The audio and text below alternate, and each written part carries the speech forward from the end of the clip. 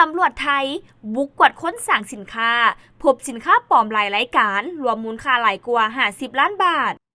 สำนักข่าว PPTV ประเทศไทยรายงานวันที่19พฤษภาคม2025ว่า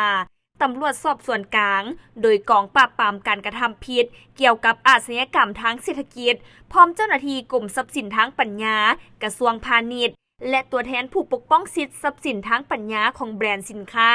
ได้ร่วมกันเข้ากวดค้นสั่งสินค้าแห่งหนึ่งในเขตอำเภอเมืองจังหวัดสมุทรสาครประเทศไทยตามการรายงานของเจ้าหน้าที่ให้รู้ว่าสามารถจับกลุ่มผู้ถูกหาคนจีนได้2คนเป็นเพศชายอายุ27ปีและ19ปีโดยจะนำไปดำเนินคดีในข้อหามีสินค้าปลอมไว้เพื่อจำหน่ายพร้อมกวดยึดของกลางหลายกว่า 78,200 อันมูลค่า50ล้านกว่าบาทในนั้นมีทั้งสินค้าอุปโภคและบริโภคเป็นต้นแมนผลิตภัณฑ์อาหารเสริมครีมทาผิวหน้าและต้นตัวน้ำยาล้างเครื่องสำอางถุงยางอนามัย